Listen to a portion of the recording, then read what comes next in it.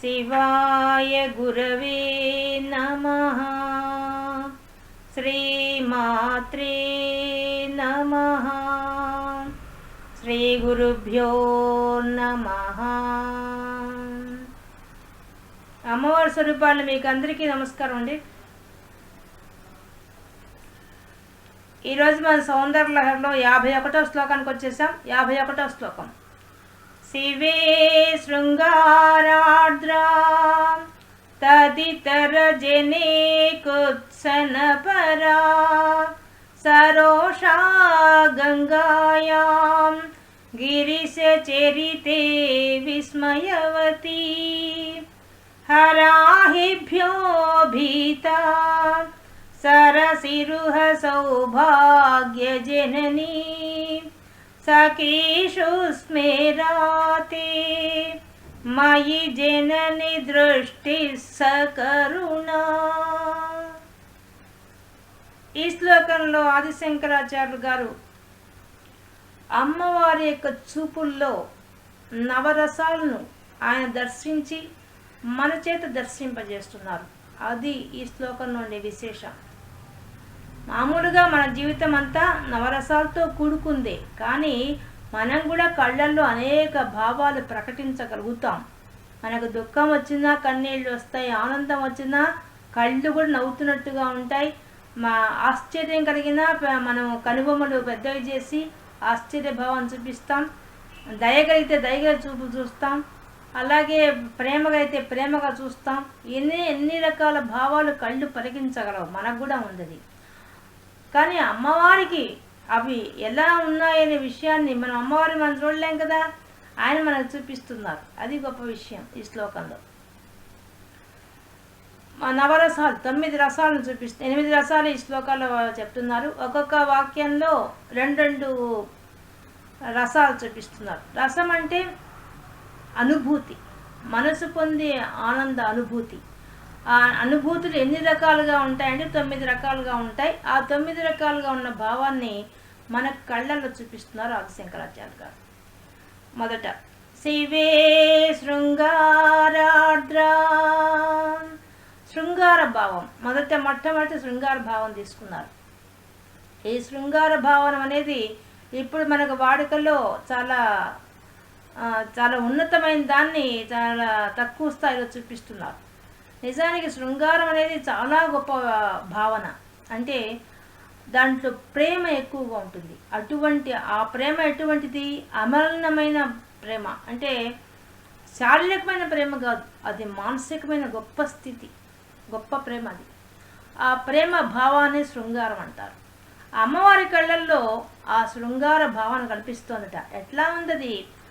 శృంగారార్ద్ర, ఆర్ద్రతతో ఉందట. ఆర్ద్రత అంటే తడి. ఆర్ద్రాం పుష్కరిణీం, మనకు శ్రీ సూక్తంతో వస్తుంది. దాంట్లో కూడా అదే భావం చెప్పారు. ఆర్ద్రాం, ఆ తడితో కూడుకుంది అమ్మవారిది. అమ్మవారు కాంతి స్వరూపం. ఆ వెన్నెల కాంతి అమ్మవారిది. ఆ కాంతిలో ఏముందట? తడి ఉందట. ఆ తడితో కూడుకున్న ఆ ప్రేమ ఆ ప్రేమ భావంతో తడిపేస్తోంది ఎవరిని?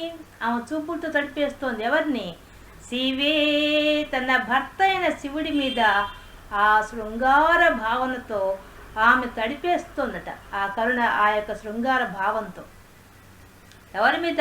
తన భర్త మీద మాత్రమే చూపిస్తోంది. అది శృంగార భావన అనేది అమలనమైంది. భార్య భర్త మీద చూపిస్తుంది, భర్త భార్య మీద చూపిస్తాడు. మనకు శివాంధ్రలహరిలో తపఃఫలాభ్యాం, ఆయన కోసం తపస్సు చేసింది, ఆయన ఆమె కోసం తపస్సు చేశాడు. ఇద్దరు తపస్సు చేసి ఒకరు పొందారు, శివశక్తులు ఇద్దరు. కాబట్టి ఆ అమ్మవారు, ఆ శక్తి స్వరూపిణి అమ్మవారు తన కళ్ళలో శృంగార భావనాన్ని తన భర్త అయిన శివుడి మీద చూపిస్తోందట. ఆ అనురాగాన్ని భర్త మీద చూపిస్తోందట. అది కూడా తడిపేస్తోందట ఆయన్ని. అంత ఎక్కువగా ప్రేమ కలిగి ఉందట భర్త మీద. తదితర జనే కుత్సనపరా, తత్తితరులు అంటే తన భర్త కాకుండా ఇతరులైన వాళ్ళ పట్ల కుత్సనపరా, జుగుప్సగా చూస్తున్నట వాళ్ళని, రోతగా చూస్తున్నట వాళ్ళని. ఎందుకు? ఇప్పుడు మనకి చూస్తే మన దుర్గా సరస్వతి అని చదివాం కదా, ఆ రాక్షసులు శుంభుడు వాళ్ళంతా కూడా నిశుంభుడు వాళ్ళు ఏం కోరుకున్నారు? అమ్మవారిని కోరుకున్నారు, అమ్మవారిని పెళ్లి చేసుకోవాలనుకున్నారు వాళ్ళు. వాళ్ళు అలా చూసేసరికి ఆ దృష్టితో అమ్మవారిని చూసిన కోపంతో అమ్మవారు వాళ్ళతో యుద్ధం ప్రకటించి యుద్ధంతో సంహరించేసింది. కాబట్టి ఇతరుల పట్ల, తన భర్త కాకుండా ఇతరుల పట్ల ఆ శృంగార భావానికి వ్యతిరేకమైన భావం ఏంది? జుగుప్స, అసహ్యం. ఇతరమైన వాళ్ళ పట్ల ఆమె జుగుప్స కలిగి ఉంటుందట. అందుకని రెండో భావం జుగుప్స చూపించేశాడు, రెండో రసం. ఇంకా సరోషా గంగాయాం, రౌద్రరసం. రౌద్రరసం అంటే జుగుప్స అంటే బీభత్స రసం కిందకు వస్తుంది. ఇప్పుడు మనకు అమ్మవారు తన యొక్క సవతి అయినటువంటి గంగాను చూసి ఒక్కసారిగా రోషం చూపిస్తోందట. సరోషా గంగాయాం, ఆ గంగాదేవి పట్ల. నిజానికి ఇది మనకు శివుడికి గంగకు వివాహమైనట్టు ఎక్కడా లేదు.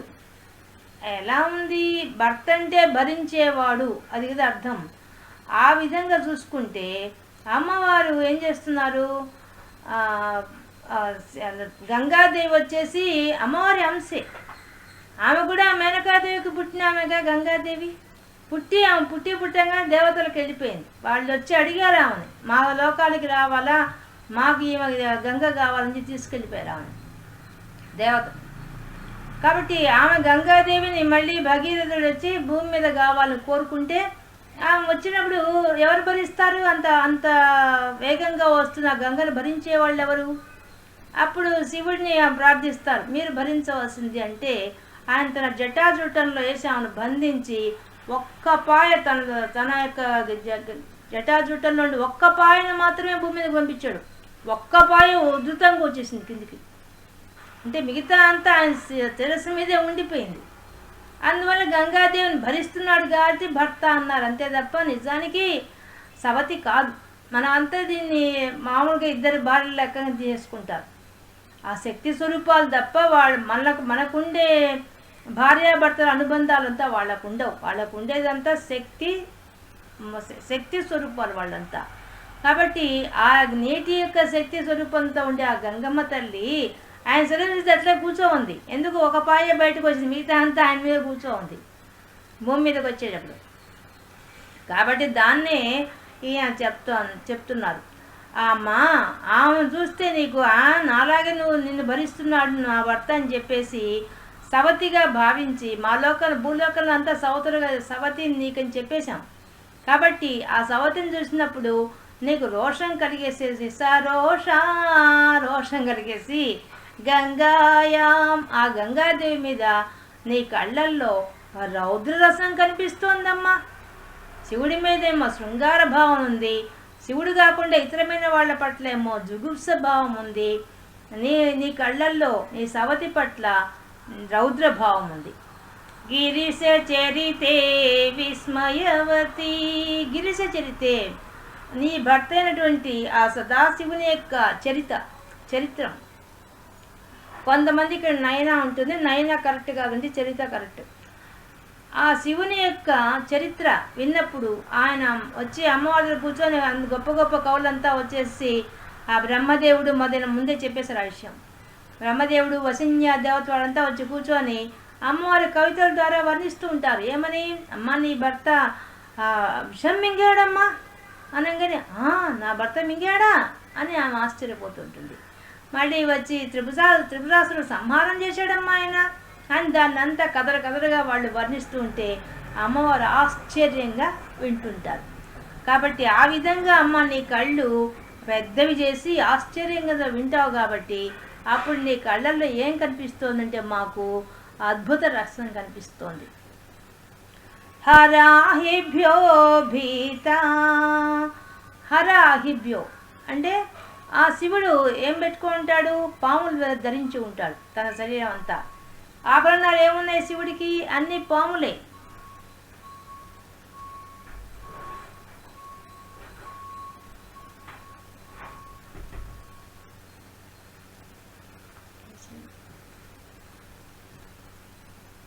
హరాహిభ్యో భీత.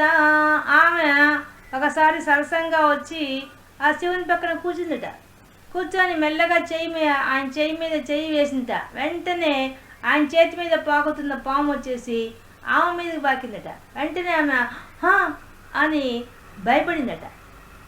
ఆ భయపడ్డప్పుడు ఆమె కళ్ళల్లో భయానకం కనిపించిందట, భయానక రసం కనిపించిందట. ఆయన చూడండి ఎంత బాగా. నిజానికి అమ్మవారికి భయం ఏముంటుంది?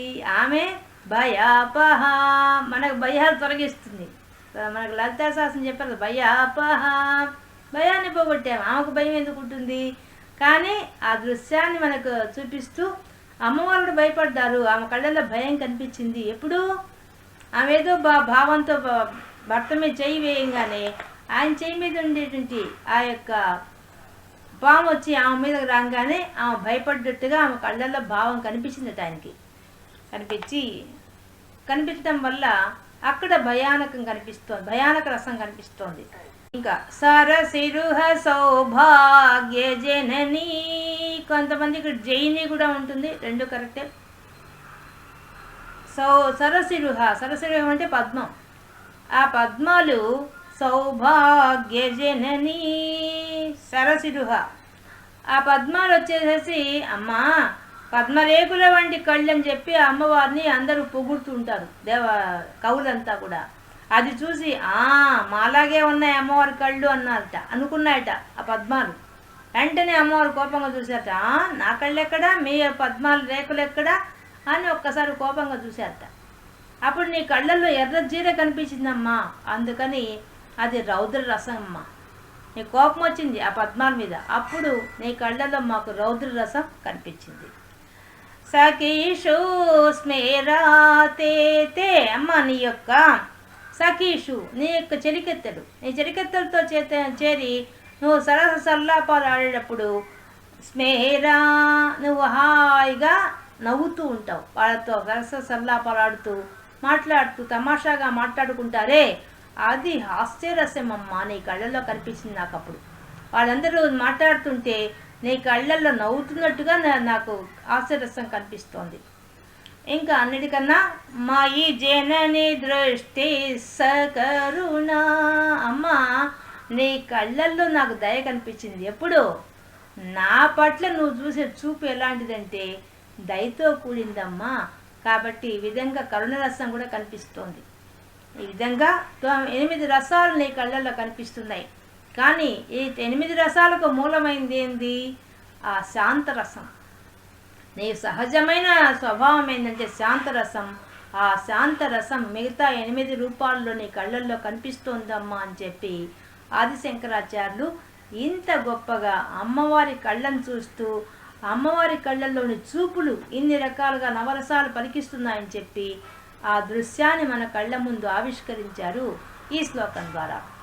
ఈరోజు మనం సౌందర్యలహరిలో 51వ శ్లోకం నుండి విశేషాంశాలు తెలుసుకున్నాం.